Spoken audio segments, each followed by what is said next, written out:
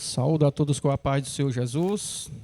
Vamos nos pôr de pé e vamos orar, iniciando mais uma aula, em nome do Senhor Jesus. Senhor nosso Deus e nosso Pai, muito obrigado, meu Deus, por mais uma oportunidade na Tua presença, para aprendermos mais de Ti, que é o professor dos professores, o mestre dos mestres. Ó Espírito Santo, vem nesta noite nos guiar em toda a verdade. A Tua palavra é a verdade. Abençoa cada filho Teu que está neste lugar, nos abençoando, nos dando entendimento. Faz-nos crescer na graça e no conhecimento, para a honra e glória do Teu santo nome. Muito obrigado, meu Pai. Amém. Podeis sentar. Então, estamos em mais uma lição da Escola Bíblica, na sede PRR Ceará. Hoje é 17/8/2026. Estamos estudando a revista da CPAD, com o tema do trimestre, a Igreja dos Gentios. Estamos na lição de número 7. Já chegamos na metade das lições. Quando o Espírito sopra em Éfeso. Professor Presbítero Charles. Então vamos iniciar. Texto áureo. Assim a palavra do Senhor crescia poderosamente e prevalecia. Atos 19:20. Objetivos da lição. Todas as lições têm 3 objetivos. O objetivo número 1 é explicar a ação do Espírito no ministério de Paulo. O segundo objetivo é analisar o impacto do Evangelho na transformação da cidade. E o terceiro objetivo é aplicar o ensino da missão da igreja à realidade contemporânea. Vamos começar a leitura bíblica em classe, se encontra em Atos, capítulo 19, do verso 1 ao 12. Eu vou ler um versículo, os irmãos lêem o próximo. E sucedeu que, enquanto Apolo estava em Corinto, Paulo, tendo passado por todas as regiões superiores, chegou a Éfeso, e achando ali alguns discípulos, disse-lhes: recebeste vós já o Espírito Santo quando crestes? E eles disseram-lhe: nós nem ainda ouvimos que haja Espírito Santo. Perguntou-lhes então: em que sois batizados? Então, e eles disseram: no batismo de João. No batismo de João. Verso 4. Mas Paulo disse: certamente João batizou com o batismo do arrependimento, dizendo ao povo que cresce no que após ele havia de vir, isto é, em Jesus Cristo. E os que o ouviram foram batizados em nome do Senhor Jesus. E impondo-lhes Paulo as mãos, veio sobre eles o Espírito Santo, e falavam línguas e profetizavam. Estes eram ao todo uns 12 varões. E entrando na sinagoga, falou ousadamente por espaço de 3 meses, disputando e persuadindo-os acerca do reino de Deus. Mas como alguns deles se endurecessem e não obedecessem, falando mal do caminho perante a multidão, retirou-se deles e separou os discípulos, disputando todos os dias na escola de um certo tirano.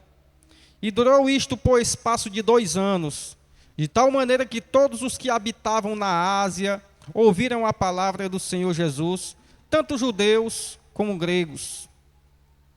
E Deus, pelas mãos de Paulo, fazia maravilhas extraordinárias, de sorte que até os lenços e aventais se levavam do seu corpo aos enfermos, e as enfermidades fugiam deles, e os espíritos malignos saíam.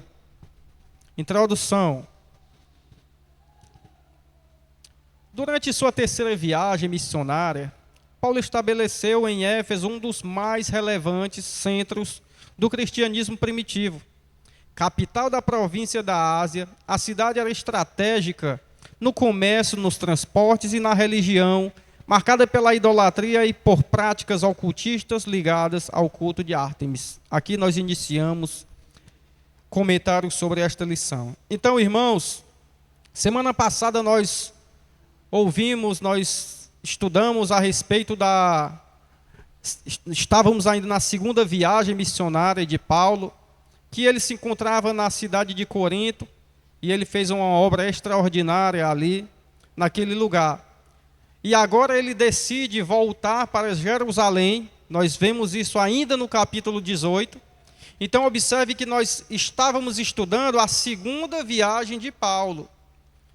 Porque todas as vezes que Paulo chegava muito distante de Antioquia, ele voltava para a cidade, a igreja mãe das missões, que era Antioquia da Síria. Amém? Paulo ele se congregava naquela igreja. Foi dali que ele foi chamado no capítulo 13. Os irmãos viram na primeira aula. E assim por diante. E agora nós vamos iniciar a terceira viagem missionária. E agora ele se encontra em Éfeso.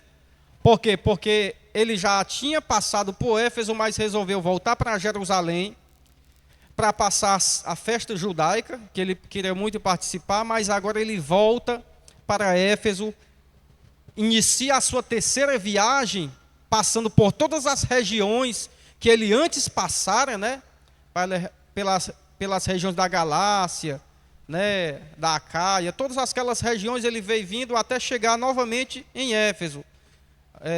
Nós vemos que o evangelista Lucas, né? Que faz o papel de transcrever essa história, né, essa narrativa, ele faz questão de não detalhar essa terceira viagem nas outras cidades. Já começa já lá no finalzinho, já quando chega em Éfeso, que foi onde ele parou na segunda viagem. Só que aqui nós estamos na terceira viagem. Então, durante sua terceira viagem missionária, Paulo estabeleceu em Éfeso um dos mais relevantes centros do cristianismo primitivo. Por quê? Porque Éfeso era uma das maiores cidades reconhecida como a capital da Ásia. Se você for observar, Éfeso ela é descrita também nas 7 igrejas da Ásia em Apocalipse, sim ou não? As 7 igrejas da Ásia no Apocalipse, Éfeso faz parte de uma delas, que é onde eles perderam o primeiro amor. Então foi Paulo que iniciou aquela igreja ali com a doutrina mesmo firme do Espírito Santo, que nós vamos ver nesta noite, que já havia discípulos ali, só que eles precisavam ser discipulados em toda a sua totalidade, porque eles não tinham total conhecimento do Evangelho de Cristo. Então Paulo ele chega nessa cidade e faz uma revolução extraordinária. Nesse cenário espiritualmente desafiador, Atos 19 registra um poderoso mover de Deus, revelando que o derramamento do Espírito Santo é capaz de controlar o pecado, restaurar vidas e transformar cidades inteiras. Então, nós vemos aqui, irmãos, no capítulo 19, que com a chegada de um homem, não só a cidade de Éfeso, mas todas as regiões da Ásia foi impactada com o Evangelho, através de um homem cheio do Espírito Santo. Para você ver como é importante o homem não só ser cheio da letra, mas ser cheio do Espírito. Cheio do Espírito Santo, né? Ele é usado, né, na palavra, usado em curas, em revelações, em tudo, né? Como nós somos pentecostais, que cremos nos dons, né, nos dons ministeriais e nos demais dons, então nós acreditamos, né, no poder do Espírito Santo, que faz essa restauração de vida, confronta pecado, transforma cidades inteiras. Amém? Vamos passar. Tópico 1, o Espírito Santo sobre o ministério de Paulo. Fica em Atos 1 ao 19. O subtópico 1 é a restauração da verdadeira doutrina. Ao chegar a Éfeso, Paulo encontra discípulos que haviam recebido apenas o batismo de João, possuindo uma compreensão parcial do Evangelho. Se encontra em Atos 19, de 1 a 3. E os versículos dizem assim, aconteceu que, estando Apolo em Corinto, Paulo, tendo passado pelas regiões mais altas, chegou a Éfeso e, achando ali alguns discípulos, perguntou-lhes, recebeste porventura o Espírito Santo, quando crestes? Ao que lhe responderam, pelo contrário, nem mesmo ouvimos que existe o Espírito Santo. Então Paulo perguntou, Em que, pois, fostes batizado? Responderam, no batismo de João. O que os irmãos já leram esse capítulo 19 de Atos? Já tiveram um bom entendimento dessa narrativa a que Paulo se encontra? Você percebe que Paulo ele chega em Éfeso e já existe discípulo, sim ou não? Sim ou não? Já existe discípulo naquele lugar. Porque aqueles discípulos, eles tinham conhecido apenas o batismo de arrependimento de João Batista. Eles não tinham o pleno conhecimento do Evangelho. E quando Paulo chega, ele percebe. Às vezes eu fico imaginando como foi que Paulo percebeu que eles não conheciam o Espírito Santo. Fazer uma pergunta para os irmãos. Quando nós cremos em Jesus, aceitamos Jesus, nós recebemos o Espírito Santo? Os irmãos sabem responder essa questão? Isso faz parte do discipulado. Sim, nós recebemos o Espírito Santo assim que nós cremos em Jesus. Assim que nós aceitamos Jesus, cremos com fé no Evangelho, nós já recebemos o Espírito Santo. Então, o que Paulo estava querendo dizer quando ele disse: porventura, vós recebestes o Espírito Santo quando crestes? Paulo não estava falando, não é daquela questão do Espírito Santo estar dentro de nós. Ele estava falando a respeito de Atos capítulo 2, que é o dom do Espírito Santo. Vocês receberam o Espírito Santo da forma como a igreja tem recebido desde Atos. Porque nós vemos que todos os irmãos, eles são batizados no Espírito Santo e ali eles recebem o dom do Espírito para fazerem a obra de Deus. Daí nasce-se uma pergunta. A pergunta é: se já existia discípulos em Éfeso, por que aquela cidade ainda não tinha sido impactada pelo Evangelho? Se já existia vários discípulos com o batismo, crendo em Jesus, e com o batismo, conhecendo apenas o batismo de João. Os irmãos percebem que o Evangelho não tinha se espalhado, sim ou não? Não tinha. Tinha ficado ali, o Evangelho tinha ficado entre eles. Mas a partir do momento que Paulo chega, ele faz essa pergunta: vocês receberam o Espírito Santo quando vocês creram? Porque era o que estava acontecendo. Em Atos 2 aconteceu o derramamento do Espírito. Depois, lá em Atos capítulo 8, quando Filipe desce para Samaria, depois todos creem, e eles chamam os apóstolos, Pedro e João, e quando eles descem, todo aquele povo de Samaria recebe o Espírito Santo. E de repente no capítulo 10 nós vemos outra história na casa de Cornélio, quando Pedro chega ali e aquela casa é batizada com o Espírito Santo. Então nós vemos todos esses acontecimentos, e agora vai acontecer no capítulo 19 de Atos, em que aqueles irmãos, eles tinham a palavra, eles conheciam Jesus, a Bíblia fala que eles eram discípulos, e achando ali alguns discípulos, eles criam em Jesus, eles sabiam quem era Jesus, mas eles não tinham o pleno conhecimento da verdade, amém? Os irmãos estão conseguindo entender? Que existem igrejas que não acreditam no dom do Espírito Santo, que eles estão semelhantes a essa igreja de Éfeso, que apenas creem num evangelho superficial, não creem nesse poder que vem do alto para crescimento do evangelho, porque o batismo no Espírito Santo, o dom do Espírito Santo, não é apenas para a pessoa ficar falando em línguas, rodopiando, fazendo alguma manifestação espiritual, nada disso. Em Atos capítulo 1, versículo 8, diz: ficar em Jerusalém até que do alto seja revestido de poder, né? E recebereis poder do alto, e ser minhas testemunhas, né? Em Jerusalém, Judéia, Samaria, até os confins da terra. Então nós vemos que o Espírito Santo é para isso, é para a obra dele crescer. É nesse entendimento que Paulo chega nessa cidade e vê que os crentes são discípulos, têm entendimento, mas a igreja não cresceu. E quando Paulo chega, logo toda aquela cidade é impactada. Os irmãos vão observar durante essa lição que quando o evangelho pleno chega numa cidade, ele causa alvoroço. É incrível como a igreja de hoje ela está sendo tão aceita pelo mundo que as pessoas já tratam a igreja como uma instituição normal da sociedade. Mas a igreja, irmãos, é para impactar. Nós podemos imaginar que o avivamento é ter muitas igrejas, sim ou não? Quanto mais igreja, mais avivamento, sim ou não? Mas a realidade não é essa. Porque muitas das vezes, a quantidade de igrejas são de divisões, sim ou não? Divisões.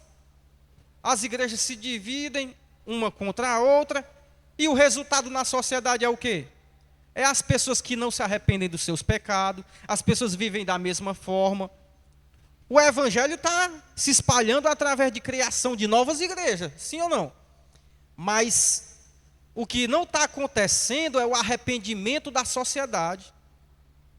O que mais nós vemos numa das cidades que tem mais cristão, mais crente, o Brasil está repleto de igreja, irmão. Todo beco e viela que você passar tem uma igreja. E por que é que a criminalidade aumenta tanto? Por que é que a corrupção ela aumenta tanto? O roubo, as drogas, tudo de mal, tudo de ruim, a prostituição, tudo só aumenta no Brasil. Mas nós vivemos o quê? Como se fosse no pleno avivamento. Mas o verdadeiro avivamento é o que acontece nessa cidade de Éfeso. Quando o evangelho chega, ele impacta a cidade de tal forma que agora ele vai ser perseguido. Então vamos passar adiante, pastor. Os irmãos estão conseguindo entender? Eu falo muito rápido, né? Eu falo mais devagar. Com clareza pastoral, ele corrige essa lacuna doutrinária, anunciando a plenitude da fé em Cristo. Então, irmãos, o que é essa plenitude da fé em Cristo? Plenitude, pleno quer dizer total, a totalidade. Nós podemos conhecer o evangelho apenas numa parte. Existem igrejas que são cessacionistas. Os irmãos sabem o que é cessacionista? Elas dizem que os dons cessaram. Só aconteceu na época dos apóstolos e não acontece mais hoje. Porém, nós somos dos continuacionistas.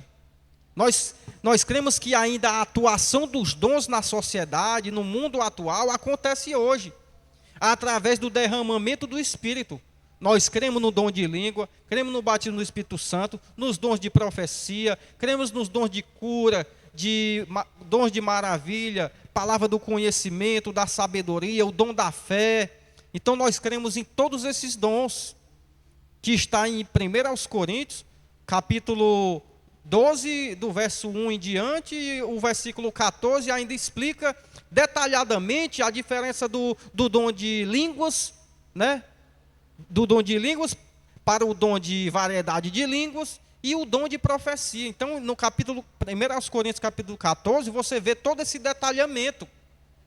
E ainda tem a mais os dons ministeriais que está em Éfeso, né? Carta aos Efésios, capítulo 4, lá pelo versículo 11. E ele mesmo deu uns para apóstolos, profetas, evangelistas, pastores e mestres. Então, nós acreditamos na atualidade dos dons, amém? Então, essa doutrina, essa lacuna que Paulo ele foi corrigir dentro da igreja de Éfeso, é que existia discípulo lá, mas eles não tinham ainda o pleno conhecimento do batismo no Espírito Santo. Ser cheio do Espírito Santo. Enquanto eles não foram cheios do Espírito Santo, enquanto eles não receberam esse dom maravilhoso, a igreja estava parada. Éfeso não tinha encontrado o evangelho, mas a partir desse momento que Paulo chega, o evangelho se expande. Vamos continuar. Aqueles discípulos são batizados em nome de Jesus e recebem o Espírito Santo, evidenciado por línguas e profecias. Disse-lhes Paulo: João realizou o batismo de arrependimento, dizendo ao povo que cresce naquele que vinha depois dele, a saber, em Jesus. Eles, tendo ouvido isto, foram batizados em o nome do Senhor Jesus, e impondo-lhes Paulo as mãos, veio sobre eles o Espírito Santo, e tanto falavam em línguas como profetizavam. Eram ao todo quantos homens? Uns 12 homens. Então vejam só, antes de Paulo chegar, eles eram discípulos, sim ou não? Eram discípulos. Eles já criam no Evangelho, eles já acreditavam em Jesus, já tinham fé em Jesus. Assim como Apolo também. Apolo também, ele era pregador do Evangelho, mas ele não conhecia ainda também o dom do Espírito Santo. Só que aí quando Paulo chega, ele faz essa indagação, e quando eles são batizados agora novamente em nome do Senhor Jesus, com certeza eles foram batizados nas águas novamente, porque eles só tinham sido batizados, conhecido o batismo de João, que era o batismo de arrependimento. E quando Paulo impõe as mãos sobre eles, o que é que acontece? Está aí, ó. E impondo-lhes Paulo as mãos, veio o quê? Tem ali? Tem. Veio sobre eles o Espírito Santo. E tanto falavam o quê? Em línguas, como profetizavam. Eram ao todo uns 12 homens. A partir desse dia, essa igreja foi impactada. E eles não ficaram apenas rodopiando dentro da igreja, só falando em línguas uns para os outros, fazendo campanha apenas entre si. A partir desse dia, todas as cidades circunvizinhas daquela região da Ásia conheceram o Evangelho. A partir desse grande avivamento, porque o avivamento, o verdadeiro avivamento, não é apenas um culto, nós chamamos assim, vamos fazer um culto de avivamento, aí chamam um pregador, né, pentecostal, e aí todos começam a sentir, né, a presença do Espírito Santo. Só que ali, às vezes, depois daquela noite, nossa, o culto foi maravilhoso, mas a partir dali, qual foi o avivamento? Qual é o resultado? Porque o avivamento não é apenas avivar a minha vida espiritual, mas é ser usado para avivar a sociedade. Avivar quer dizer trazer vida dentro da sociedade. Então tem pessoas que falam em línguas, eles rodopiam, fazem tudo isso, mas eles não são avivados, porque falar em língua não significa ser avivado. Às vezes você vê um servo de Deus, um pregador, que ele não fala em línguas e ele é um servo de Deus, obediente, né?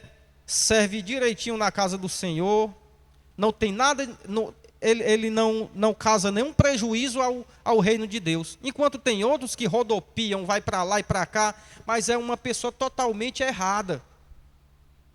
Então nós temos que olhar, o fruto não é o que você está vendo fisicamente. Ele fala em língua, ele rodopia, ele faz essa encenação, esse gesto. A questão é os resultados que a vida dele traz na sociedade. É o resultado que a vida dele traz diante da igreja. Mudança de vida. Onde Paulo chegava, em que acontecia, né, esse avivamento, acontecia mudanças na sociedade. Daqui a pouco nós vamos ver que as pessoas começaram a se desfazer dos seus deuses, se desfazer daquela vida passada que eles estavam vivendo. Então, isso aqui é avivamento, sim ou não? Então vamos continuar. Se os irmãos quiserem participar, amém? Os irmãos pedem o microfone. O texto revela que todo verdadeiro derramamento do Espírito começa com alinhamento à verdade bíblica. Em tempos de confusão espiritual e relativismo religioso, a restauração da sã doutrina continua sendo o fundamento indispensável para um mover genuíno do Espírito. Quando vier, porém, o Espírito da verdade, ele vos guiará em toda a verdade, porque não falará por si mesmo, mas dirá tudo o que tiver ouvido e vos anunciará as coisas que hão de vir. Então aqui, irmãos, já era Jesus, ele profetizando, ele pregando para os seus discípulos o que iria acontecer quando o Espírito viesse, né? Ele ia guiar a igreja em toda a verdade. Então o crente que tem o Espírito Santo, que é guiado pelo Espírito Santo, dificilmente ele vai cair em doutrinas falsas.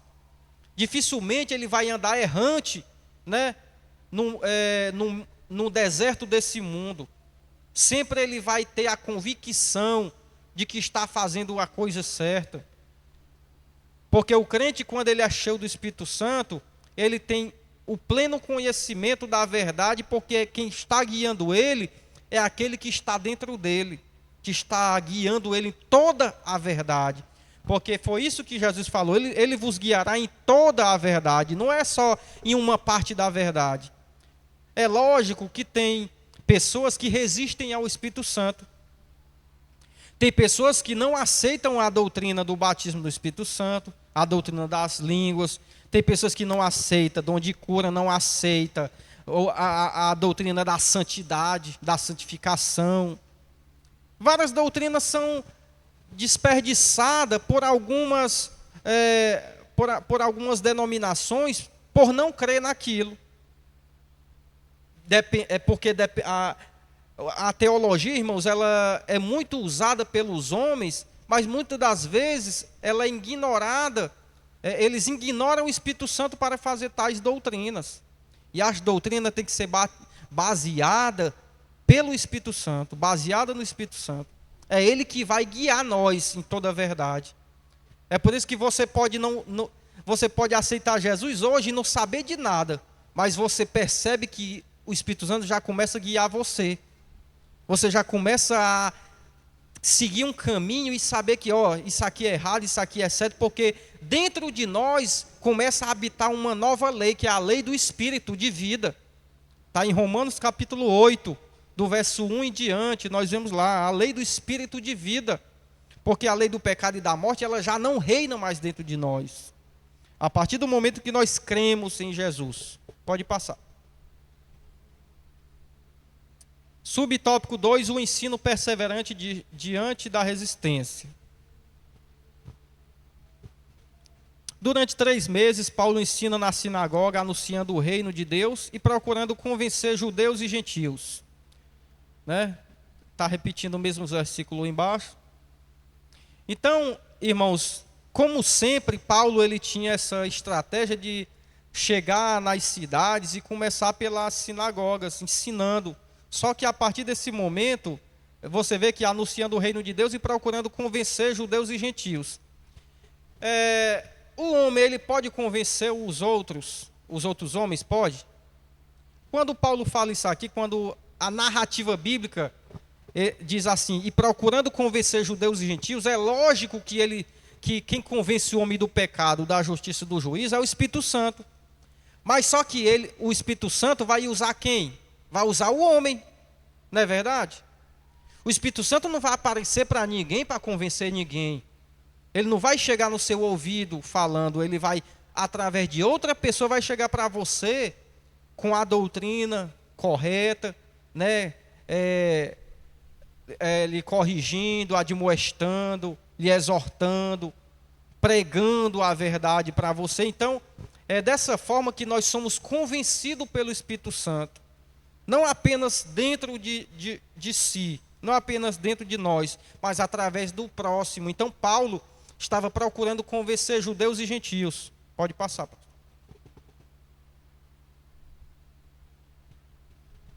Contudo, a resistência cresce e muitos passam a falar mal do caminho, expressão que descreve não apenas uma doutrina, mas um estilo de vida centrado em Cristo.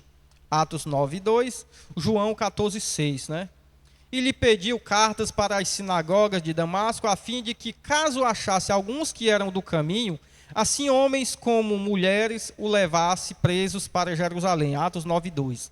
Respondeu-lhe Jesus, eu sou o caminho e a verdade e a vida, ninguém vem ao Pai senão por mim. João 14:6. É muito importante, irmãos, observar que essa palavra caminho já estava significando, era uma palavra pejorativa, como se fosse um sinônimo dos cristãos. Eles eram conhecidos como o povo do caminho.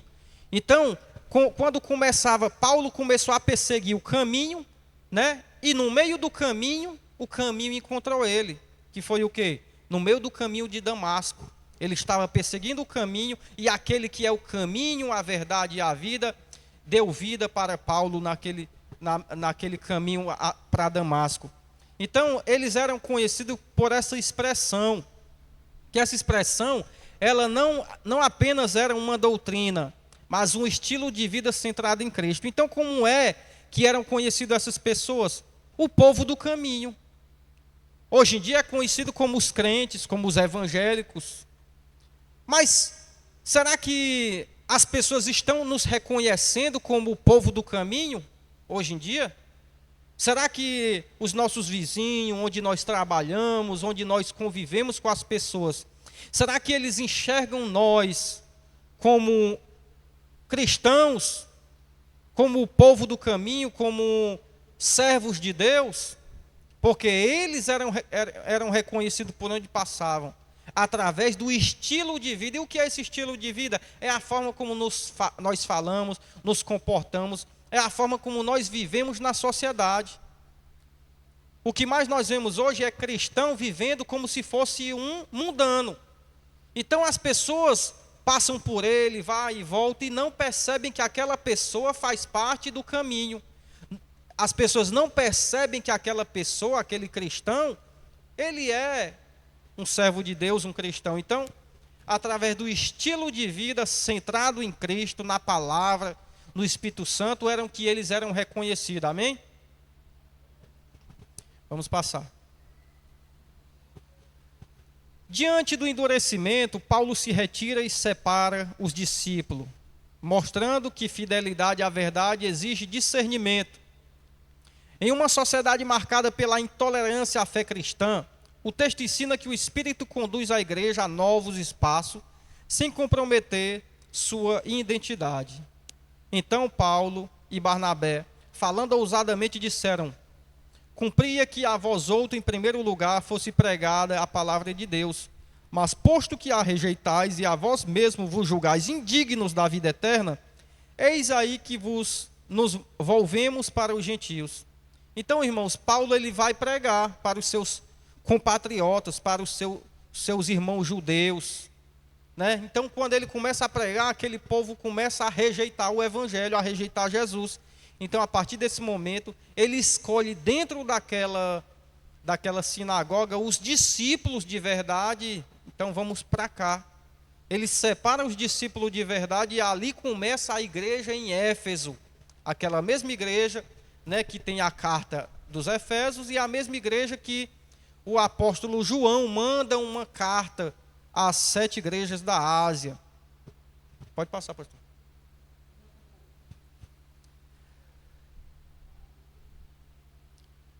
Então nós vemos, irmãos, que então Paulo e Barnabé, falando ousadamente, disseram: cumprir que a vós outro, em primeiro lugar, fosse pregada a palavra de Deus. Então, em primeiro lugar, irmãos, Deus queria que os judeus ouvissem, né? Porque Jesus mesmo, ele começou a pregar, né, para os israelitas, né, para os judeus, e assim Paulo também e os apóstolos faziam isso. Por quê? Porque eram o povo que se perderam. Quando nós vemos ali os dois, lá no capítulo 15 de Lucas, nós vemos que existe, né, o filho pródigo, né, existe o filho dentro de casa e o que se perde. Nós percebemos que o que fica dentro de casa, ele tem a inveja do que fugiu. Porque quando ele recebe, ao invés dele receber com amor, ele recebe com raiva. Ele não aceita. Por que o pai ainda aceita aquele povo que saiu, né, do meio dele? Então nós vemos que o que fica é o povo judaico, e o que saiu é os gentios que precisavam ser recolocados de volta na estrutura espiritual de Deus, como filhos de Deus que somos. Então vamos para o subtópico 3, formação sólida que transforma uma região inteira. Na escola de Tirano, Paulo passa a ensinar diariamente, investindo tempo, disciplina e profundidade na formação espiritual dos discípulos. Então, os versículos 9 e 10 diz assim: visto que alguns deles se mostravam empedernidos e descrentes, falando mal do caminho diante da multidão, Paulo, apartando-se deles, separou os discípulos, passando a discorrer diariamente na escola de Tirano. Durou isto por espaço de 2 anos. dando ensejo a que todos os habitantes da Ásia ouvissem a palavra do Senhor, tanto judeus como gregos. Atos 19, verso 9 e 10. Então, irmãos, essa escola de tirano aqui, não é que o homem era ruim, era um tirano, não. Aqui, essa escola de tirano era um homem, era o nome desse homem, que ele, naquela época, tinha várias escolas, né? Vários rabinos, escolas para aprender com mestres, né? E assim, Paulo, ele, na escola de tirano, ele passa a ensinar diariamente, durante 2 anos, ele passa a ensinar naquele espaço. E o mais interessante, irmão, é assim, dando ensejo a que todos os habitantes da Ásia ouvissem a palavra do Senhor, tanto judeu como grego. Todos os habitantes da Ásia ouviram a palavra do Senhor, irmãos. É incrível como numa época que Paulo não tinha meio de comunicação, não tinha rede social, não tinha transporte para se locomover de uma parte para outra, mas você vê que a pregação de Paulo era tão poderosa, era tão cheia do Espírito Santo, que ela atravessava fronteiras, regiões e atingia todos os lugares, né, em questão de 2 anos. Para nós imaginarmos o tamanho da Ásia, nós vamos ver que aquelas 7 igrejas da Ásia em Apocalipse, né, ali a partir do capítulo 2, nós vemos que, capítulo 2 e capítulo 3, nós vemos que aquelas igrejas elas ficavam a distâncias de 80 quilômetros de uma para a outra. Então, toda aquela região da Ásia ouviu o Evangelho, através de apenas um homem que se dispôs a ir, que se dispôs a levar o Evangelho. Amém, pastor, pode passar. Pastor, quer ler? O resultado é extraordinário. Toda a Ásia ouve a palavra do Senhor. O ensino consistente prepara o terreno para milagres, libertação e transformação social. Então, irmãos, aí nós estamos vendo a Ásia. Olha o tamanho dessa região. Se nós formos ver num mapa, isso é muito distante, todas essas províncias. Então aí é onde fica Éfeso, bem no centro. Éfeso fica bem no centro, aí fica Pérgamo, Tiatira, Sardes, Filadélfia, Colossos, Hierápolis, Mileto, todas essas cidades ao redor, só que não é um ao redor perto, é um ao redor longe. Para você ter ideia, para você caminhar para uma cidade de 80 quilômetros, era 3 dias de viagem, no mínimo. Eles andavam 30 quilômetros, 25, 30 por dia, era o máximo que um ser humano anda durante o dia. E às vezes tinha pessoas até com necessidades que tinham que levar. Então, para levar o evangelho nessa época, não era tão fácil assim. Mas você vê que Paulo, ele, com toda garra, com toda força, um homem, né, impactado pelo Espírito Santo, ele foi capaz de impactar toda uma região, que se ele tivesse feito só essa obra na Ásia, já tinha sido uma obra gigantesca. Mas você vê que ele já vem lá desde Jerusalém, né, Samaria, ele vem ali pela Antioquia da Síria, ele vem ali pelas regiões da Frígia, da Galácia, ele vem passando todo aquele território que hoje em dia são continentes até diferentes, Ásia e Europa. Pode passar, pastor.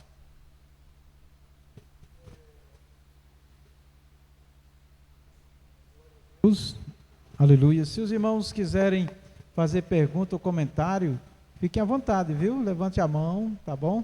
Eu sei que o professor, ele detalha bastante, né? Mas sempre fica um ponto assim que você gostaria de uma explicação mais aberta, tirar uma dúvida, fique à vontade. É só levantar a mão que você pode falar.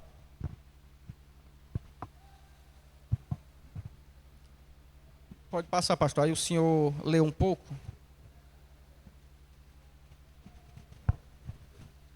Glória a Deus.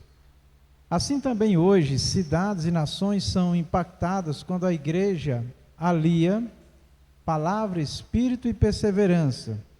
Esse mover em Efésio prepara o cenário para manifestações ainda mais visíveis do poder de Deus. Como veremos no próximo tópico, quando o Evangelho confronta diretamente as forças espirituais, que dominavam a cidade. Atos 19, 11 a 20. Tópico 2, o derramamento do Espírito Santo e o impacto do Evangelho na cidade. Atos 19, 11 a 20.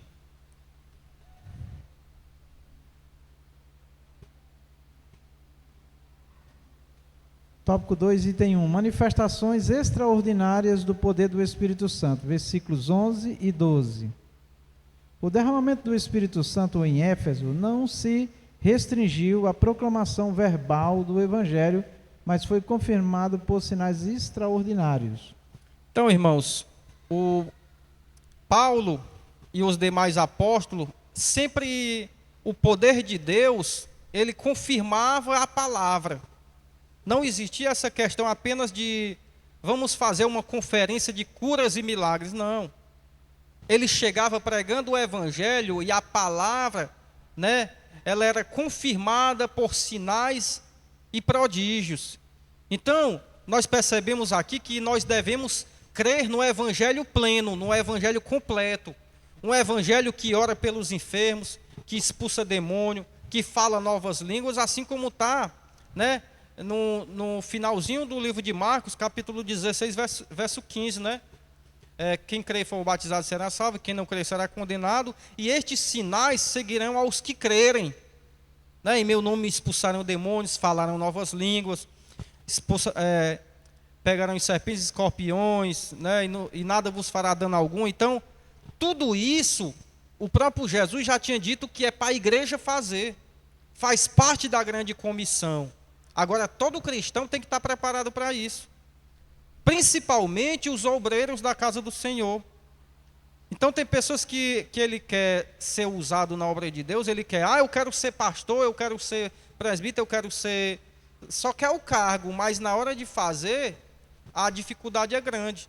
É lógico que nós temos que separar. Nem todos vão vão operar cura, nem todos vão expulsar demônio. Sempre vai existir essa questão de que alguns é que vão se destacar. Assim como na escolha dos 7 diáconos, apenas 2 se destacaram, que foi Estevão e Filipe. Os outros diáconos nós não ouvimos nem falar depois na narrativa bíblica sobre eles.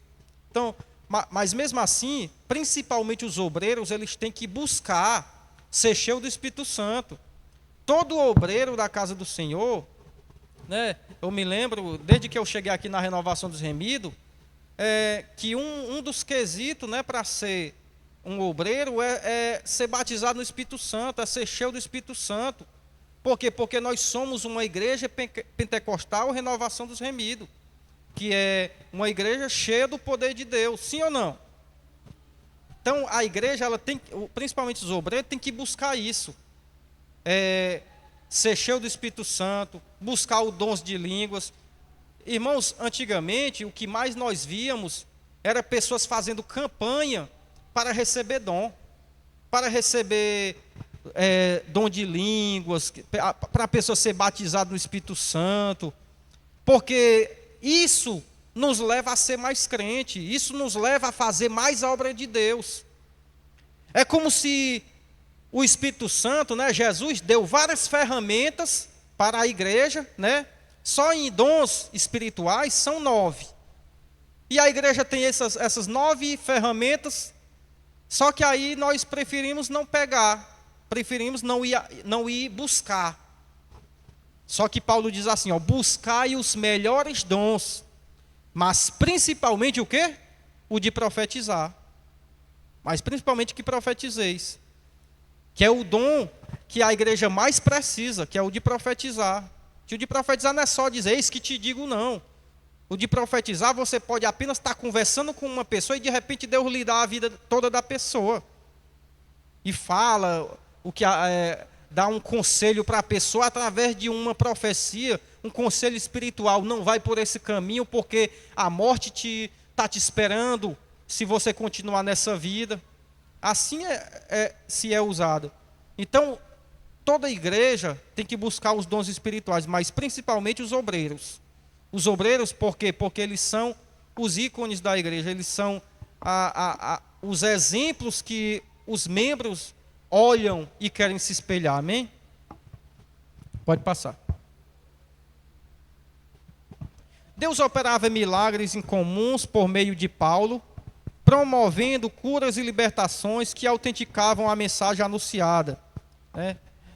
E Deus, pelas mãos de Paulo, fazia milagres extraordinários a ponto de levarem aos enfermos lenços e aventais do seu uso pessoal, diante dos quais as enfermidades fugiam das suas vítimas e os espíritos malignos se retiravam. Atos 19, 11 e 12. Temos que tirar uma observância daqui, irmãos. Hoje em dia é muito comum, né, a gente ver pastores renomados, apóstolos, né, que se autotitulam apóstolos, vendendo aventais, vendendo lencinhos, feijão, rosa. Todas essas coisas querem dizer que, não, porque Paulo, os lenços de Paulo faziam milagre. Aí eles começam a fazer comércio da obra de Deus através desses objetos. Só que isso daí é totalmente antibíblico, irmãos. Nós vemos que não é Paulo que está influenciando as pessoas a levar os seus aventais. Foi eles que decidiram pegar, mesmo que Paulo não soubesse, e aí aconteceu o milagre. Por quê? Porque a fé deles fazia isso acontecer. E a unção que habitava na vida de Paulo. Mas isso não quer dizer que isso significa que vai se tornar uma doutrina, não. Nós não podemos acreditar nessa doutrina que venha na campanha do lenço ungido, aí vamos começar a benzer os lenços e as pessoas levam para as suas casas e vão ser abençoadas. Porque isso daqui a pouco vira comércio e é totalmente errado. É totalmente antibíblico. Então, o exemplo bíblico é que as pessoas levavam esses lenços aos enfermos que não estavam naquele lugar e assim elas eram curadas. Diácono Zé Raimundo quer falar?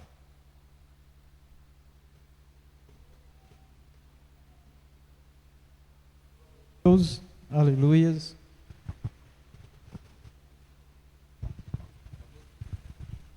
Saúde, amada igreja, na paz do Senhor Jesus. Eu queria uma explicação sobre o batismo com o Espírito Santo. Eu vi uma vez um irmão que tinha cargo na igreja, disse que passou vários meses orando, jejuando, para receber o batismo com o Espírito Santo. E segundo ele, recebeu. E com alguns anos ele se desviou-se e até hoje visita a igreja, mas não voltou mais para servir a Deus. Eu queria saber qual é o mistério, se isso tem um fundo de verdade, ou algumas pessoas se declaram receber o Espírito Santo e não é verdade. Porque eu acredito que quem recebe realmente o Espírito Santo é impossível abandonar a obra de Deus. É impossível uma pessoa que recebeu o Espírito Santo de verdade abandonar, porque o Espírito Santo, ele tem autoridade de dominar. E se ele foi capaz de fazer tanta trabalho para receber o Espírito Santo, e com 2 anos depois abandonou, e já está com mais de 3 anos que ele está afastado. E não é só um não, tem vários. Eu queria só uma explicação, se realmente ele recebeu o Espírito Santo de verdade. Porque, na minha opinião, quem recebe o Espírito Santo jamais abandona a obra. Era isso que eu queria saber. Amém. É boa pergunta, porque esclarece ainda mais para mais pessoas. Vamos lá. Vamos começar por Davi, um exemplo da Bíblia. Deus diz assim: achei Davi segundo o meu coração. Então Davi foi um rei que Deus escolheu, porque era o rei segundo o coração de Deus, certo? Aí a pergunta é, uma pessoa que tem o Espírito Santo e uma pessoa que é batizada, qual é a diferença de uma pessoa que tem o Espírito Santo, que é cheia do Espírito Santo e que é batizada? Qual é a diferença? A diferença é o seguinte: primeiro, quando nós aceitamos Jesus, já é obra do Espírito Santo. Eu vou contextualizar para chegar na resposta do missionário Zé Raimundo. quando nós aceitamos Jesus, meus irmãos, já é uma obra do Espírito Santo. Foi o Espírito Santo que trabalhou em nós para nós tomarmos a decisão, né? Primeiro. A partir daí, o Espírito Santo, ele não mais nos visita, ele habita em nós, né? Então, o Espírito Santo vai trabalhando na nossa vida, como Jesus diz, ele vos guiará, ele vos ensinará, ele vos fará lembrar. Então, a presença do Espírito Santo, quando uma pessoa aceita Jesus, ela inicia aquela convivência com o Espírito Santo. Uns vão ter um desenvolvimento maior, porque vão liberando, né, o Espírito Santo operar, e outros mais devagar, então varia, tá? Eu vi uma pessoa dizer assim, como é isso? O homem é maior do que o Espírito Santo só trabalha se o homem permitir? Não, é porque Deus, o Eterno, nosso Pai, irmãos, estabeleceu essa relação do livre-arbítrio. O homem, ele pode ter o Espírito Santo, ser cheio do Espírito Santo, e não permitir, não aceitar que o Espírito Santo trabalhe em determinadas áreas da vida dele. Então, ele vai ser deficiente em alguma área, mas tem outros não. O Espírito Santo tem liberdade total. Então, o Espírito Santo vai falar, vai mostrar, vai revelar, vai trabalhar. Amém. Então, isso é, ter o Espírito Santo, o enchimento do Espírito Santo quanto mais eu permito, ele vai tomando conta do meu ser e trabalhando, certo? Bom, no dia de Pentecostes, os discípulos já tinham o Espírito Santo, porque antes de Jesus subir, ele soprou e recebeu o Espírito Santo. Eles já tinham o Espírito Santo. Mas o Senhor Jesus disse, ficai em Jerusalém até que do alto sejais revestidos de poder. O batismo no Espírito Santo não é uma coisa que uma igreja ou outra, um crente ou outro, queira ou não, é um desejo de Deus. Agora, vamos lá. Tem o cessionário, como o Charles acabou de falar aqui, que não acredita em batismo com o Espírito Santo. Ele disse que quando a pessoa aceita Jesus, ele já é batizado. Não é bem assim. Esse batismo do aceitamento é se entregar a Deus pelo Espírito Santo. Agora, foi Jesus que disse, irmãos, é isso que a gente tem que colocar atenção. Foi Jesus que disse, ficai em Jerusalém até que do alto sejais revestido. O que é um revestimento de uma forma bem simples? Eu estou com essa camisa aqui. Quando eu boto um paletó, o que foi que eu fiz? Eu revesti, eu coloquei mais uma veste. Aí vem a pergunta, mas o Espírito Santo não já é todo poderoso, ele não é um só, e por que o batismo, e por que esse revestimento? Mas não somos nós que determinamos isso, é Deus que faz esse processo na nossa vida. Recebe o Espírito, o enchimento, que é a relação, permitindo que Deus trabalhe, o Espírito Santo vai se enchendo da pessoa dele, e o batismo no Espírito Santo. A Bíblia diz que em Atos 2, todos foram batizados no Espírito Santo, todos que estavam ali, quase 120 que estavam ali, todos, na casa de Cornélio também, todos foram batizados no Espírito Santo e falaram em outras línguas. Então, irmãos, essas passagens bíblicas mostram claramente que o processo de Deus na nossa vida em relação ao Espírito Santo inicia uma vida com o Espírito Santo quando aceita Jesus, vai desenvolvendo e se enchendo, e o desejo de Deus é que aconteça o batismo. É uma experiência que Deus quer viver conosco, tá? Muito bem, então esse é o processo que está lá na Bíblia, que acontece na vida de muitas pessoas, tá certo? Aí vamos lá, e para ser batizado no Espírito Santo, o que é que eu tenho que fazer? O exemplo da Bíblia é orar, é jejuar, é se consagrar. Para quê? Para liberar mais o meu espírito na relação com Deus, para acontecer o batismo. Cada pessoa que foi batizada tem sua experiência, amém? Então, isso é um processo bíblico, não é da igreja pentecostal, não é do movimento pentecostal, é bíblico. Agora vamos a outra pergunta que o missionário Zé Raimundo fez, né? Assim, ele deixou para que ele tem uma resposta, né? Como outros querem ter também. Uma pessoa que tem o Espírito Santo, uma pessoa que é batizada com o Espírito Santo, ela pode se desviar? Pode. Meus irmãos, Lúcifer, que é Satanás, ele era o anjo maior na glória celestial, e ele se rebelou contra Deus, e ele estava na presença de Deus lá na glória, e Deus expulsou ele de lá, tá?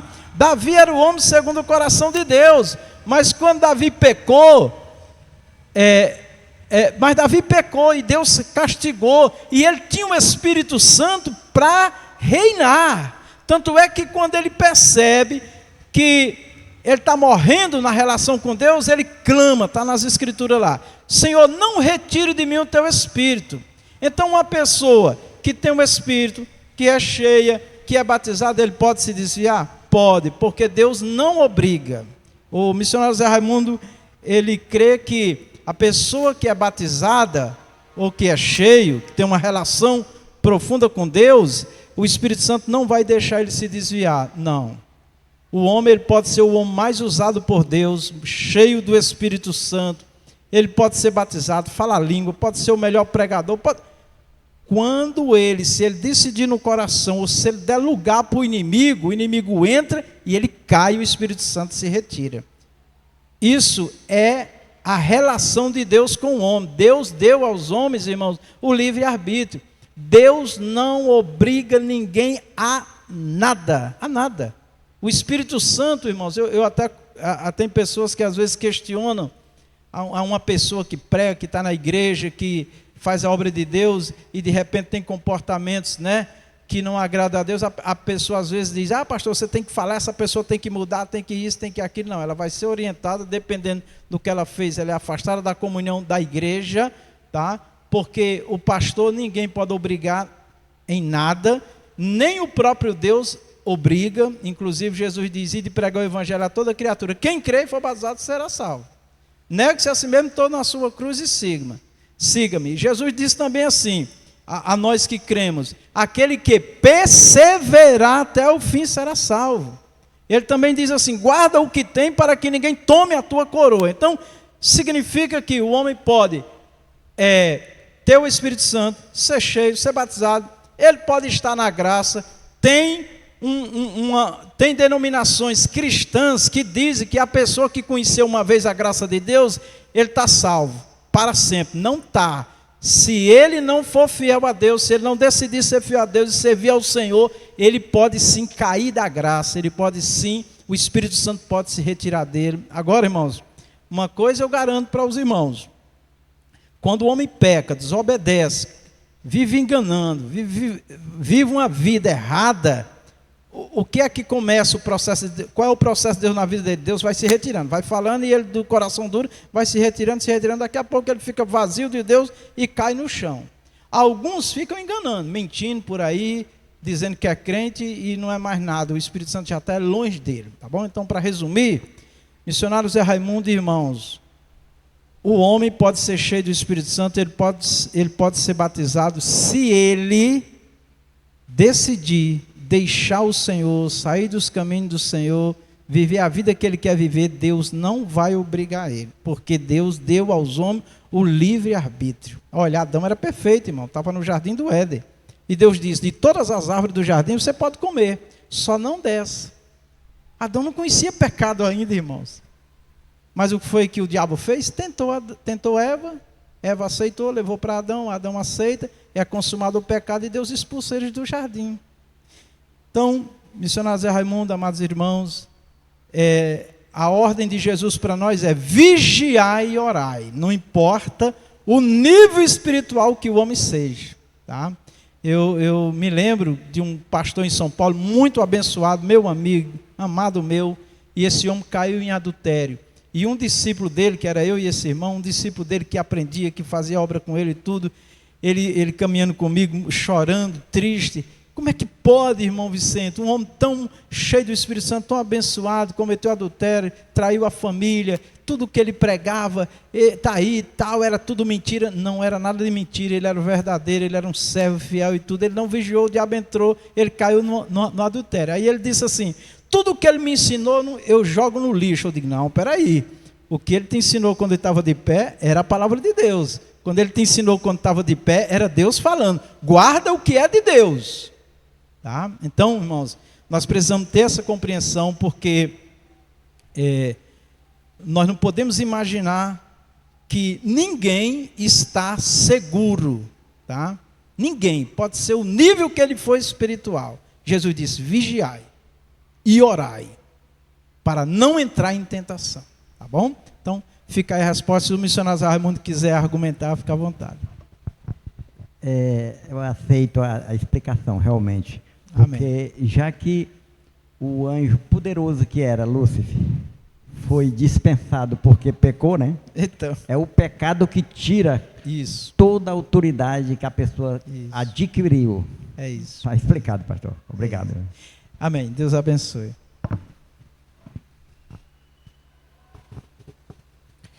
Amém, irmãos? Tem um grande exemplo, irmãos, em 1 Samuel capítulo 10, do verso 9, diz assim, ó. E assim foi que quando ele virou as costas para se afastar de Samuel, Deus lhe deu um outro coração. E todos aqueles sinais se cumpriram naquele dia. E quando eles chegaram lá no outeiro, eis que uma companhia de profeta o encontrou, e o Espírito de Deus veio sobre ele, e ele profetizou. Isso aqui está falando de Saul. Deus, ele transformou, ele deu outro coração para Saul. E ele derramou do seu Espírito sobre a vida dele. Isso não é salvação ou não é? Deus iria derramar do Espírito Santo sobre a vida de Saul, ia mudar o coração dele. O que foi que aconteceu no final? No final aconteceu que o Espírito de Deus saiu dele, e agora quem estava atormentando ele dia e noite era um espírito imundo, um espírito demoníaco. E o espírito que saiu, né, de Saul foi para Davi. Agora Davi estava acalmando Saul. Então nós vemos aqui que a pessoa pode se desviar da verdade, endurecer o coração. Por isso que a Bíblia diz, não apagueis, né? Em outra versão diz, não extingais o Espírito Santo. Extinguir é o quê? Extinção. Vem de extinção. A extinção de um animal é acabar. Então você pode ir apagando ou extinguindo aos poucos. É como se fosse um fogo extinguindo até... Viu, presbítero Tiago? E essa palavra, não extingais o Espírito, ou não apagueis o Espírito, alguém pode não entender, mas como é isso? O homem é maior do que o Espírito Santo? Não, irmãos. É porque nós temos que ter esse princípio. Deus deu o livre-arbítrio aos homens. O que é o livre-arbítrio? É Ele que decide. Se Ele não quiser mais dar glória a Deus, se Ele não quiser mais que Deus use Ele como usava, não vai usar. Então Deus nunca vai impor nada a nós. Ele vai dizer o que Ele quer. Se eu quero, amém. Se eu não quero, Ele passa para outro. Ele vai usar outro. E é assim, amém? Para que não haja em nós nenhuma confusão na mente, né? Porque Deus é poderoso, mas Ele é todo poderoso, mas Ele dá a liberdade aos homens. Amém. Vamos continuar aqui. Isso aqui dá uma doutrina, né? Tópico 2, item 2. Confronto espiritual e ruptura com o ocultismo. O derramamento do Espírito também expôs a diferença entre fé autêntica e religiosidade vazia. Pode passar. Os filhos de Seva tentaram usar o nome de Jesus sem relacionamento com ele e foram envergonhados, demonstrando que a autoridade espiritual não se imita, mas procede de comunhão com Cristo. Atos 19, 13 a 16. E alguns judeus exorcistas ambulantes tentaram invocar o nome do Senhor Jesus sobre possesso de espíritos malignos, dizendo, esconjuro-vos por Jesus a quem Paulo prega. Os que faziam isto eram 7 filhos de um judeu chamado Seva, sumo sacerdote. Mas o espírito maligno lhe respondeu, conheço a Jesus e sei quem é Paulo, mas vós quem sois? E o possesso do espírito maligno saltou sobre eles e subjugando a todos, e de tal modo prevaleceu contra eles, que desnudos e feridos fugiram daquela casa. Irmãos, aqui está um grande ensinamento para nós. Eu já vi algumas pessoas, alguns pregadores dizendo, o que expulsa demônio é o nome de Jesus, porque o nome de Jesus tem poder. Isso significando, por que algumas pessoas estão em pecado e conseguem expulsar alguns demônios? Né? Aquela pessoa ali nem é serva de Deus, expulsou o demônio. Aí as pessoas querem induzir que não, é porque é o Espírito Santo, que é o nome de Jesus que expulsa o demônio. Mas aqui nós vemos que eles usaram o nome de Jesus, só que o relacionamento que eles tinham com Jesus não existia. Então, a Bíblia fala que Esses sinais seguirão a quem? Aos que crerem. Em meu nome expulsarão demônios, falarão novas línguas, né?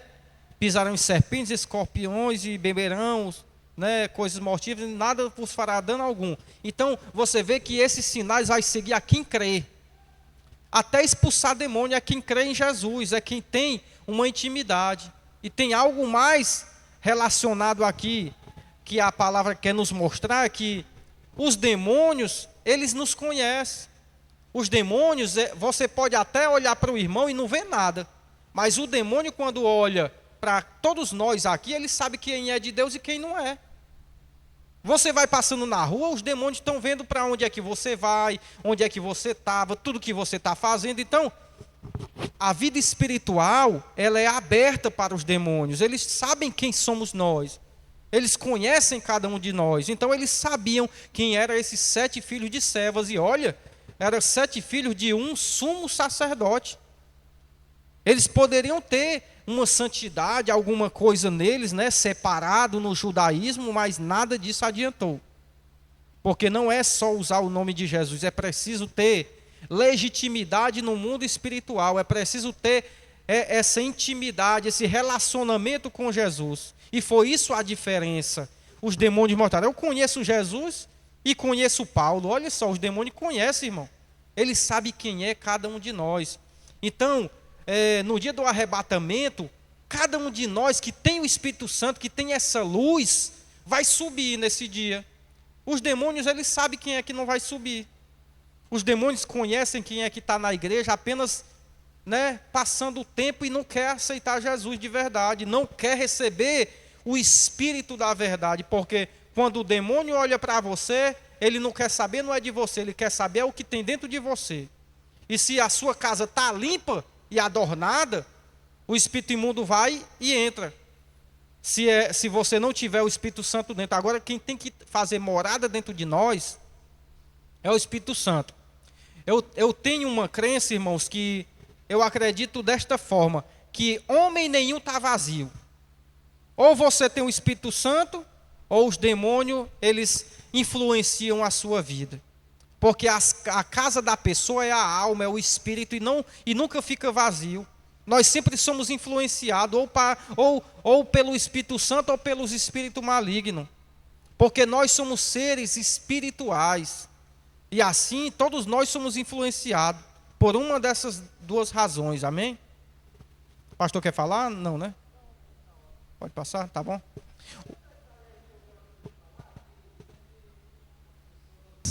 Ficam perguntando. Os demônios, eles sabem o que nós fazemos, os atos, certo? Mas ele não sabe o que nós pensamos. Aí só Deus sabe, tá bom? Então fica tranquilo, tá certo? Por isso que nós temos que ter cuidado com o que nós falamos, né? Porque o inimigo pega e é terrível. Só isso. O impacto foi profundo. Muitos confessaram pecados e abandonaram práticas ocultistas, queimando publicamente livros de magia de alto valor. O Espírito Santo produziu arrependimento visível e transformação concreta. Assim também hoje o verdadeiro mover de Deus liberta pessoas de enganos espirituais, dependências ocultas e falsas promessas que continuam seduzindo sociedades inteiras. Então, irmãos, nós vemos aqui que a questão, quando eu estava falando no início, na introdução, eu já estava avisando que o verdadeiro avivamento, o avivamento não é isso que você vê apenas a pessoa falando em línguas ou com alguma manifestação visível. Isso dali é uma manifestação espiritual, mas o avivamento é o que acontece, o fruto que acontece dessa manifestação. Se você recebe o dom do Espírito Santo, o que vai acontecer é aí, impacto profundo na sociedade. Curas, milagres, pessoas aceitando Jesus, muitos confessaram pecados e abandonaram práticas ocultistas. Jogaram os livros na fogueira. Foi ali que foi impactado toda aquela sociedade. Por quê? Porque no dia que Paulo pregou, né, para aqueles irmãos, e eles foram cheios do Espírito Santo, eles foram batizados no Espírito Santo, ali não foi o dia do avivamento. O dia do avivamento foi depois. Foi o resultado que aconteceu com aquele batismo. Porque não adianta nada você receber o Espírito Santo aqui, você ser batizado no Espírito Santo e continuar parado. Significa que você não teve avivamento nenhum. Significa que você apenas tem manifestações espirituais, mas não quer dizer que é um verdadeiro avivamento que aconteceu na sua vida. Porque avivamento é o que é? É vida, é dar vida. Avivamento é que as pessoas vão ver que você está dando vida para outras. Amém, pode passar. Tópico 2, item 3. A palavra que cresce e transforma uma cidade inteira. O resultado do derramamento do Espírito é resumido na afirmação: assim a palavra do Senhor crescia poderosamente e prevalecia. Atos 19 e 20. O crescimento do Evangelho ocorreu tanto em número quanto em profundidade espiritual, produzindo mudanças de valores, hábitos e comportamento. Colossenses 1 e 6. Que chegou até vós, como também em todo o mundo, está produzindo fruto e crescendo. Tal acontece entre vós, desde o dia em que ouvistes e entendestes a graça de Deus na verdade. Então, irmãos, essa graça de Deus, que ela é derramada pelo Espírito Santo na vida das pessoas, que transforma as vidas, que as pessoas mudam seus comportamentos, as suas atitudes, a sua cultura, né? Ela é moldada pelo Espírito Santo, a sociedade começa a mudar. Isso aqui é o avivamento. Vários avivamentos aconteceram durante os séculos. E avivamento, irmãos, é quando toda a sociedade sente o impacto da igreja. É por isso que eu digo, não adianta nada ter tantas denominações, mas não ter avivamento. Porque quantidade não significa avivamento, mas é a qualidade do avivamento que acontece, é quando o Espírito é derramado sobre, pode ser só um homem, mas ele impacta toda uma cidade. Não é a quantidade de pessoas cheias do Espírito Santo. Só uma pessoa pode mudar toda uma sociedade, pode mudar todo um estado, toda uma região, como Paulo mudou vários continentes, foi mudado através da vida de Paulo. Então nós vemos aí o verdadeiro avivamento, que é isso que acontece. Pode passar. Onde o Espírito é derramado, a palavra avança, a santidade é restaurada e a sociedade é impactada. Esse progresso prepara o cenário para o próximo confronto em Éfeso, quando o Evangelho tocará interesses econômicos e estruturas idolátricas, revelando que o poder de Deus transforma não apenas indivíduos, mas também sistemas inteiros. Então, irmãos, aqui é uma grande verdade: onde o Espírito é derramado, a palavra avança, a santidade é restaurada e a sociedade é impactada. Então, esse é o avivamento. É o avivamento que nós precisamos, é orar. Quando nós oramos por avivamento, não é apenas para a igreja ficar alegre, para a igreja, para um sapatear, outro rodopiar, um falar em língua, outro profetizar, não. Isso daí é um resultado espiritual, de dons espirituais. Mas avivamento é quando a palavra de Deus, ela impacta toda aquela sociedade. Quando as pessoas param de beber, param de farriar, param de adulterar. Quando o pecado começa a diminuir na sociedade. Isso é que é um avivamento. Quando as pessoas começam a reconhecer o nome de Jesus, a se converter dos seus maus caminhos, a trilhar um novo caminho nas suas vidas, que a santidade é restaurada. Isso sim é que é o avivamento, que é o resultado do derramamento do Espírito. Então, todas as vezes que nós falarmos em avivamento, nunca é para pensar apenas em, eu quero sentir uma alegria, eu quero sentir um arrupio. Não, né? Não é só isso, isso não é avivamento. É resultado espirituais, né? É apenas manifestações espirituais que causam resultado em nosso corpo, em nosso espírito e nossa alma. Mas não é um avivamento, né, que vem um avivamento estrutural na sociedade. O verdadeiro avivamento é aquele que impacta a sociedade. Amém? Tópico 3, a manifestação do poder de Deus entre os gentios. Tópico 3, item 1, o impacto do derramamento do Espírito em uma cidade. Na Escritura, gentios designa os povos que não pertencem etnicamente a Israel. Né? Isaías 49:6, Romanos 3:29. Sim, diz ele, pouco é os seres, meu servo, para restaurares as tribos de Jacó e tornares a trazer os remanescentes de Israel. Também te dei como luz para os gentios, para seres a minha salvação até a extremidade da terra. Isaías 49, 6. É porventura Deus somente dos judeus? Não é também dos gentios? Sim, também dos gentios. Então, aqui é apenas para explicar que os gentios somos todos nós, que não temos o sangue judaico, que não fazemos parte da etnia de Israel, né? É um povo, nós somos outro povo, porque o povo de Israel era um povo único, de sangue vindo, um sangue judeu, ele vem diretamente de Abraão. Então eles tratavam os outros povos como o povo gentílico. Amém.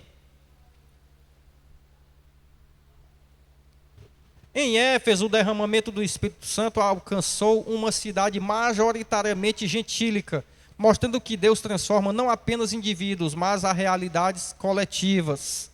Pode passar. O mover do Espírito produziu ensino fiel da palavra, arrependimento genuíno e abandono visível do pecado, impactando estruturas culturais e econômicas. O resultado foi santidade prática, restauração de lares e profundo impacto social. Então os versículos dizem: chegou de fato ao conhecimento de todos, assim judeus como gregos habitantes de Éfeso. Veio o temor sobre todos eles e o nome do Senhor Jesus era engrandecido. Muitos dos que creram vieram confessando e denunciando publicamente as suas próprias obras. Também muitos dos que haviam praticado artes mágicas, reunindo seus livros, os queimaram diante de todos. Calculados os seus preços, achou-se que montavam a 50 mil denários. Assim a palavra do Senhor crescia e prevalecia poderosamente. Então, irmãos, o resultado prático de um grande avivamento é esse.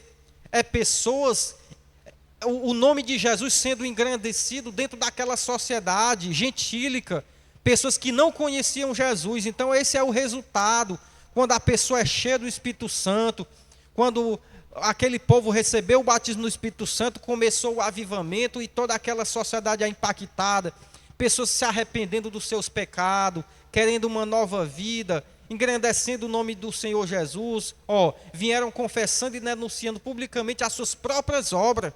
Então imagine que as pessoas estavam dizendo: eu estou errado, eu faço isso, mas eu não vou fazer isso a partir de hoje, como aconteceu com Zaqueu no capítulo 19 de Lucas.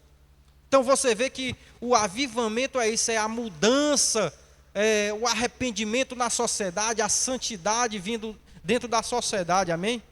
Pode passar.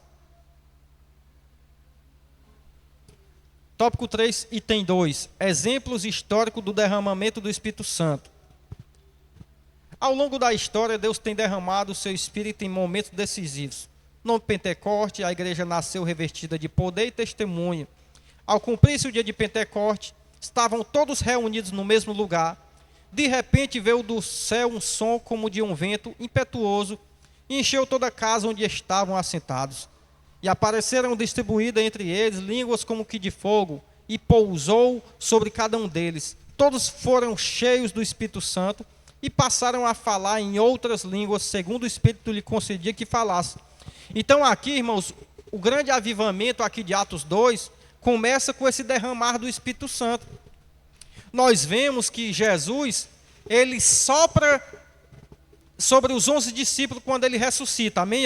Ele soprou sobre os 11 discípulos quando ele entra naquela casa na Galileia, e os 11 recebem o Espírito Santo, sim ou não? Mas agora em Atos dos Apóstolos, o Espírito Santo desce sobre todos eles e eles são revestidos de poder.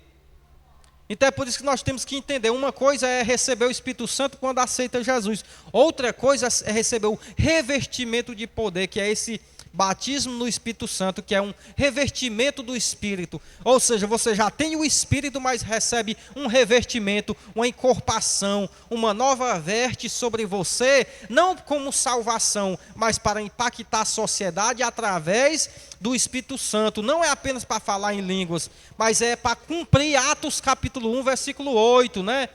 Ficar em Jerusalém, e recebereis poder ao descer sobre vós o Espírito Santo, e ser-me-eis testemunha em Jerusalém, Judeia, Samaria, até os confins da terra. Então esse ficar em Jerusalém é isso, você já tem o Espírito Santo, mas agora você vai receber um revestimento para fazer uma obra maior, não é para ficar apenas na cadeira, na igreja, mas é para ter resultados diante da sociedade. Amém ou não amém? Vamos passar. Então aqui eu vou fazer aqui um apanhado rápido, só um resumo. Houve um avivamento no país de Gales em 1904 e 1905, o avivamento do Espírito produziu conversão e transformação social. Esse avivamento foi através de um jovem, né, que ele começou sozinho, dizendo, dai-me a Escócia, Senhor, eu quero a Escócia para mim. E de repente o Espírito Santo entra dentro daquele lugar e está só ele, cheio do Espírito Santo, e a partir desse momento, irmãos, quando ele falava, quando ele ia pregar, as pessoas começavam a chorar, as pessoas começavam a confessar os seus pecados através de um homem que disse, Senhor, me enche do teu Espírito, né, traz um avivamento sobre a Escócia, irmãos. E quando esse homem começava a falar, as pessoas começavam a chorar e se arrepender dos seus pecados. Então é isso que é um avivamento, que é o Senhor descer sobre vós, o Espírito Santo, e quando você falar, no coração da pessoa ele sentiu um impacto, que é o próprio Deus falando para ele se arrepender. Isso que é um avivamento. Na Rua Azusa, em 1906 a 1909, né, o Espírito rompeu barreiras raciais, deu origem ao movimento pentecostal moderno, que é o movimento da Assembleia de Deus e o movimento também da renovação dos remidos, né? No Brasil, desde 1910, gerações têm sido marcadas por esse derramamento. Então, o que nós entendemos hoje por pentecostais veio desse movimento da Rua Azusa, irmãos. O avivamento da Rua Azusa era tão grande, quando um homem negro, né, que era desprezado da sociedade, né, Joseph Seymour, quando ele estava orando junto com aqueles irmãos naquela Rua Azusa, um lugarzinho que eles alugaram ali, que parecia um estábulo. A história diz que quando eles começaram a orar, irmãos, o avivamento, quando o Espírito Santo desceu, eles passaram vários dias, e o culto começava de manhã e atravessava noites e noites, e os irmãos cheios do Espírito Santo. A história diz que as pessoas vinham com cadeira de roda, no final da rua, quando chegava na ponta da rua para entrar na igreja, eles já vinham andando sem as suas cadeiras de roda. Para os irmãos ver o impacto que trouxe o avivamento da Rua Azusa. Isso tem jornais americanos, você pode procurar, isso é mentira, vá procurar os jornais americanos que vai ter essas histórias, dos jornais da época. Por quê? Porque esse avivamento impactou toda aquela sociedade. Movimentos recentes, como Asbury 2023, confirmam que Deus ainda cumpre as promessas de derramar do Espírito sobre toda a carne, porque derramarei água sobre o sedento e torrente sobre a terra seca. Derramarei o meu Espírito sobre a tua posteridade e a minha bênção sobre os teus descendentes. Irmãos, esse versículo é muito lindo, porque derramarei água sobre o sedento e torrente sobre a terra seca. Irmãos, tem pessoas que querem o Espírito Santo, mas ele não é sedento não. Quando eu estou morrendo de sede, eu faço o quê? Eu vou correndo beber água.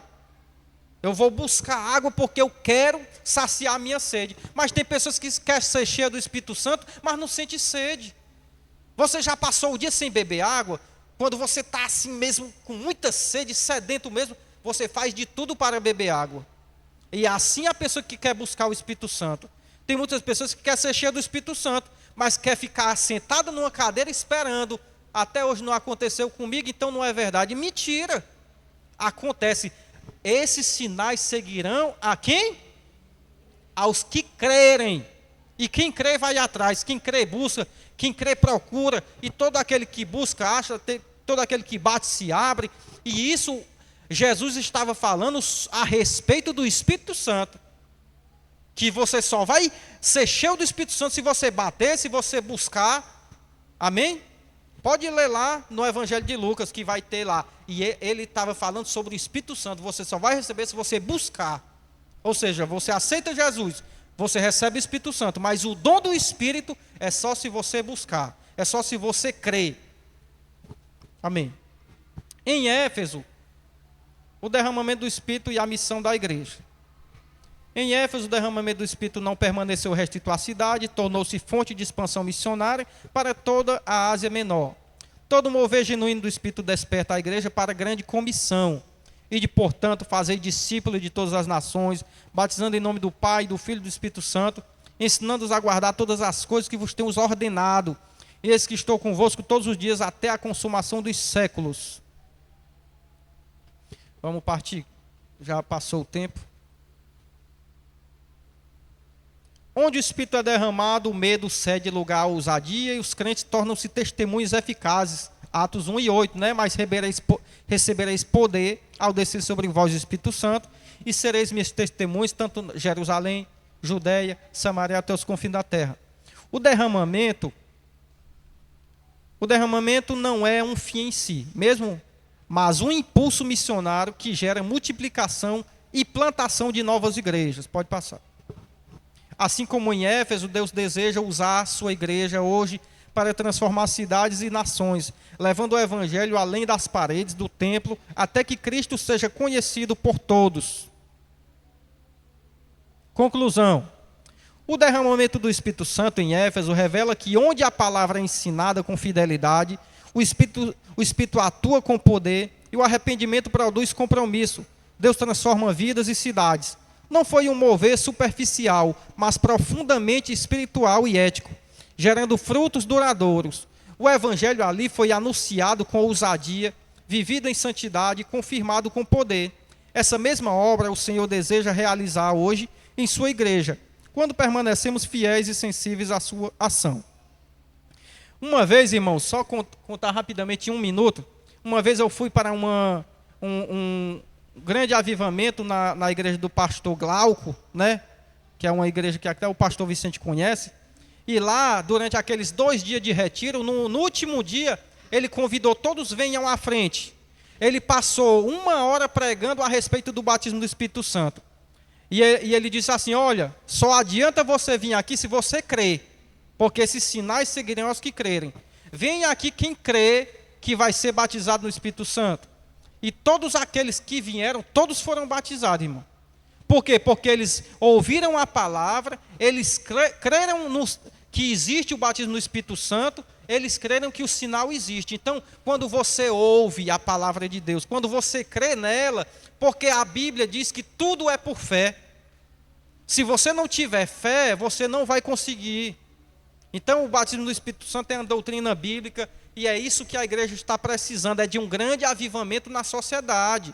Às vezes nós pensamos que estamos fazendo muito, mas o que Deus quer fazer é muito maior do que nós imaginamos, amém? Que as palmas louvem o nome de Jesus. Saúde a igreja com a paz do Senhor Jesus. As classes, crescendo com Cristo e soldadinho de Cristo. Feliz aqueles cuja maldade Deus perdoe. Salmos 32, 1. É isso aqui? É diferente. É diferente o dele aqui. Ah, tá. Leu de novo. Estava lendo sozinho lá. Feliz aqueles cuja maldade Deus perdoe. Salmos 32, 1. Amém. Maravilha, graças a Deus. Pois o Espírito que Deus nos deu nos enche de poder e de amor, nos torna prudente. 1 Timóteo 1:7. Para a leitura, porque vai melhorar. O segredo aqui é melhorar. Amém, queridos? Acalma.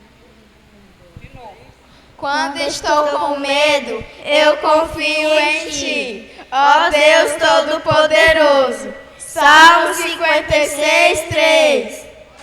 Maravilha. Graças a Deus. A classe Estrela da Manhã tem hoje 7 alunos matriculados, 3 dos seus alunos ausentes, 4 presentes, total de assistência na classe de 4 alunos. Cadê o restante dos meninos que não veio hoje? Da mesma forma, a gente faz o apelo para a igreja cooperar nessa área, de trazer as crianças para estudarem.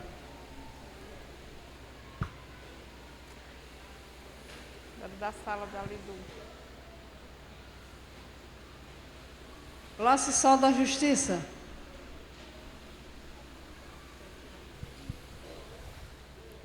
Vamos voltar e visitar os irmãos em todas as cidades, onde já anunciamos a palavra do Senhor. Vamos ver se eles estão bem. Atos 15:36. Maravilha. A classe Sol da Justiça tem 5 alunos matriculados, 3 dos seus alunos ausentes, 2 presentes, trouxeram 2 revistas e 3 bíblias. E parabéns pela boa leitura. Classe Jovens e Adultos, Verdade e Prática. Onde o Espírito Santo é derramado, a palavra é confirmada com poder, o pecado é confrontado, e vidas, famílias e cidades são transformadas. Amém. Glória a Deus. A classe Jovens e Adultos tem hoje. A classe Jovens e Adultos tem 35 alunos matriculados, 18 dos seus alunos ausentes, 18 presentes, total de assistência na classe de 18 alunos. E parabéns pelo esforço, pela vontade de chegarem até aqui. Quero fazer um apelo para a igreja. Se vocês tiverem Bíblia usada em casa, pode ser bem usada, bem antiga, pode trazer que nós recebemos, tá bom? Deus abençoe os irmãos. Convido o pastor Vicente para dar encerramento. Glórias a Deus. Eu saúdo a igreja em nome do Senhor, eu saúdo a igreja com a paz do Senhor Jesus. Amém? Glória a Deus. Uma aula maravilhosa. Muitos pontos importantes a serem esclarecidos, né? Mas eu creio que o que foi ministrado é o suficiente. Tá bom? E eu gosto muito quando os irmãos participam, porque aí nós podemos esclarecer algumas dúvidas, tá bom? Amém. Meus irmãos, nós temos a ausência hoje da irmã Edneia, que não falta, né? É que hoje ela passou por uma cirurgia nas vistas, mas correu tudo bem, graças a Deus. Ela está em casa se recuperando. Lembre da irmã Edneia na hora que você for orar. E nós vamos orar por ela agora também. E nós temos um aniversariante hoje, né? Alguém sabe quem é? Diaconisa Liduína. Vem cá para nós orarmos por você. Glória a Deus. Fica aqui, irmã Rita, do ladinho dela. Glória a Deus. Aleluias. Fique bem aqui assim. Mais para cá, irmã Liduína, bem próximo. A igreja levanta as mãos, por gentileza. Vamos pedir as bênçãos do Senhor. Agradecer a Deus. Maravilhoso Deus, obrigado, Senhor, pela vida da tua serva. Nós já oramos nesse dia por ela, a igreja, os irmãos, e agora na escola bíblica nós te agradecemos, meu Deus, pelo trabalho que ela tem realizado na tua obra, no ministério do Senhor, na escola bíblica. Continua colocando este amor no coração dela, pela sua família, pela obra de Deus, por estas crianças. Abençoa estas crianças para que dê menos trabalho a ela e aprendam mais. Em nome do Senhor Jesus, Pai, muito obrigado pela vida da tua serva. A mão do Todo-Poderoso seja contigo, minha irmã. O Senhor te abençoe com muitos anos de vida, muita saúde e prosperidade. Louvamos a Deus pela sua vida. Amém. As palmas engrandecem o Rei Jesus. Nós vamos orar pela irmã Edneia. Aqui na minha mão tem o nome de várias pessoas que precisam de um milagre. Eu não vou citar porque a hora já passou, mas o Senhor Jesus conhece cada um pelo nome. Amém? Oremos. Pai maravilhoso, muito obrigado, Senhor Deus, por mais essa oportunidade na sua presença. Obrigado por preparar este momento para nós. Louvo ao Senhor por todos que têm cooperado para acontecer esse trabalho. Continua abençoando o teu povo, ó Pai. Eu peço neste momento, com a tua igreja, uma boa recuperação para a irmã Edneia, que ela fique completamente curada das vistas, Senhor, para a glória do teu nome. Tem aqui na minha mão uma relação de pessoas, Pai, que precisam do milagre do Senhor. Vem manifestar, Senhor, o teu poder de cura, meu Deus, vem operar nestas vidas, também a libertação, Pai, nestas vidas. Abençoa aquelas pessoas, Pai, que estão recebendo a tua palavra, como hoje foi mostrado aqui, o poder do Evangelho não é só verbal, meu Deus, mas o poder do Evangelho é manifesto também nas maravilhas do Senhor. Que estas vidas sejam curadas, libertas e transformadas pelo poder do Teu Espírito Santo, mediante o conhecimento da verdade. Abençoa o Diego, a Jane, dá vitória a este casal, Senhor, dá direção na vida deles, Pai, para que eles possam vencer todas as dificuldades nesse momento. Em nome do Senhor Jesus, nos abençoa, nos guarda no livro, nos dá uma noite de sono maravilhoso, Senhor. A todos nós, nos guarda e nos livre de todo mal, em nome do Senhor Jesus. Amém. Que o amor de Deus, a graça do Senhor, A doce comunhão do Espírito Santo seja conosco e com a igreja de nosso Senhor Jesus em toda a face da terra. Todos nós dizemos amém. Na paz do Senhor. Glória a Deus.